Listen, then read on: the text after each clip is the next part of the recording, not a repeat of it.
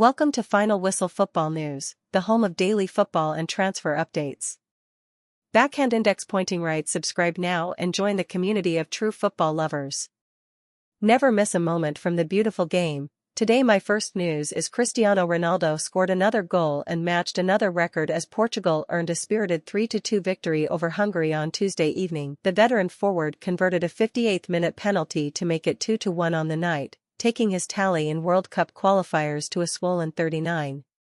Only the retired Guatemalan forward Carlos Ruiz can boast as many goals in this competition, while Lionel Messi and Iranian icon Ali Daei both clocked up 36. Unlike Messi, who played his final World Cup qualifier for Argentina in an emotional send-off over the weekend, Ronaldo still has more matches on the horizon to surpass Ruiz.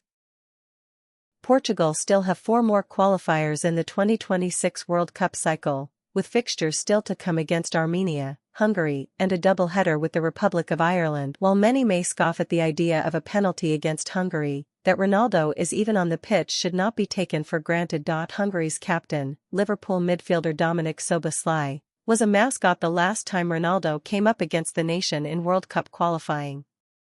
3 of the players who started on Tuesday weren't even born when Portugal's ageless skipper made his international debut 22 years ago. Ronaldo's evolution from spaghetti-haired dribbler to ruthless goal-scorer is spelled out in his record at international level. Before turning 30, the proud Iberian averaged 1 goal every 2.3 caps. During his 30s, that ratio stood at a startling goal every 1.2 games. At this early stage of his 4th decade, Ronaldo has clocked in 6 goals in as many caps. To put his record into perspective, Ronaldo has scored more goals for Portugal after turning 30, 89, than any man of any age has ever scored for England, Brazil, France, Spain, or Italy. At some point, Ronaldo will have to slow down. But not quite yet. My second news is England. World Cup 2026 European qualifying fixtures for Thomas Tuchel's side and tournament schedule. UEFA World Cup qualifying runs from March 2025. England face Serbia, Albania, Latvia, and Andorra. The 2026 FIFA Men's World Cup takes place from June 11 to July 19, 2026. The tournament will be held across 16 cities in the United States, Canada, and Mexico. England moved a step closer to sealing World Cup qualification as they maintained their 100% winning record in qualifying with a 5-0 win against Serbia in Belgrade, after also beating Andorra 2-0. Thomas Tuchel's side now have 5 wins from 5 in Group K, scoring 13 goals and conceding none. They sit top of the group with a 7-point advantage over second-placed Albania. It all means England are on the verge of qualification. But when can the 3 Lions actually seal their place at next summer's tournament? England need 2 more wins to guarantee their place at the World Cup. However, they could seal qualification as early as next month despite having just 1 qualifier away at Latvia on October 14. With Serbia versus Albania 3 days before England travel to Latvia. If Serbia fail to win and England pick up all 3 points in Riga, qualification would be secured. Should Serbia win but then drop points in Andorra 3 days later, then victory for England over Latvia would also be enough them to qualify with 2 games to spare. World Cup 2026 European qualifier schedule. World Cup 2026 European qualifier schedule. Group stage match dates: March 21 to 25, June 6 to 10th, September 4 to 9th, October 9 to 14th, and November 13 to 18, 2025.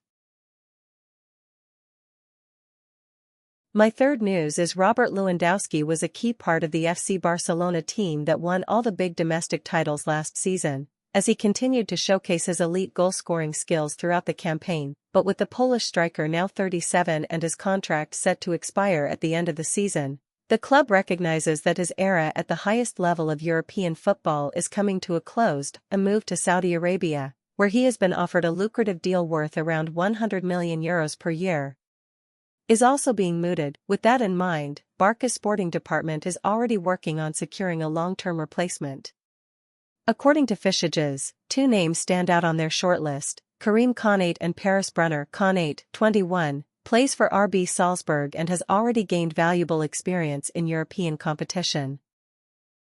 Considered a striker with significant room for growth, his development has been temporarily halted by a ligament injury, which Barcelona are monitoring closely before making any decision. Brunner, meanwhile, is just 19 and currently with AS Monaco after coming through the ranks at Borussia Dortmund. Known for his physical strength and instinct in front of goal, he has quickly attracted attention as one of the most exciting young forwards in Europe. For now, Barcelona are monitoring both players and several other options closely, and it remains to be seen which one they will ultimately opt for. What is certain, however, is that Lewandowski's chapter at Camp Nou is drawing to a natural close, and the club is determined to ensure a smooth transition for the post-Lewandowski era. Our last news is Man United star could force January move to European giants. Mainoo's calm demeanor meets critical career decision. Kobbie Mainoo has built his reputation on composure, both on and off the pitch. That same calmness now frames a pivotal choice in his Manchester United career. The 20-year-old midfielder, once considered the future of both club and country, asked for a loan move in the final days of the transfer window.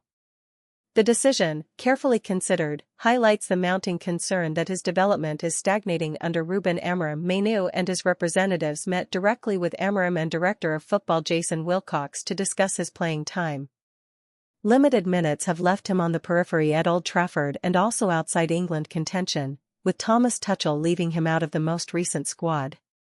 For a player who just a year ago scored in an FA Cup final and impressed at Euro 2024, the shift has been stark.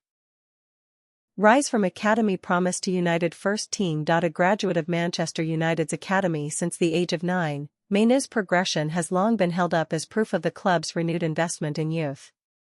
He broke into the senior side as a teenager and quickly became a regular, scoring standout goals against Wolves, Liverpool, and Manchester City. His run of performances across the 2023-24 season not only secured him an FA Cup winners' medal but also convinced Gareth Southgate to fast-track him into England's senior squad. At that point, Mainoo symbolised everything United hoped to achieve under their modernised academy structure. Teammates and staff believed he would anchor the midfield for years.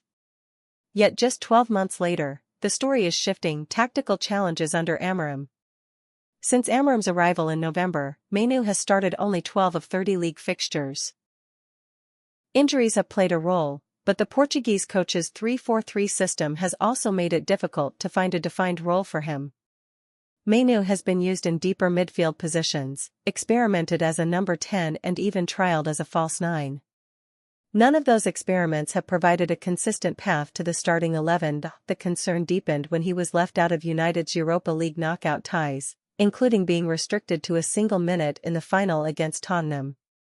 Mainoo had begun to weigh up his options as early as January, when stories circulated that United might sell academy products to ease profit and sustainability concerns.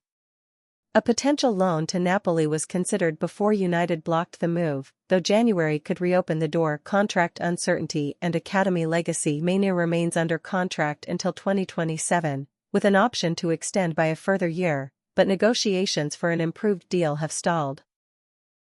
The club's new regime, led by Sir Jim Ratcliffe, is keeping a close eye on wages, adding another layer of complexity to his situation. Thanks for watching. If you enjoyed the video, make sure to hit that like button, subscribe,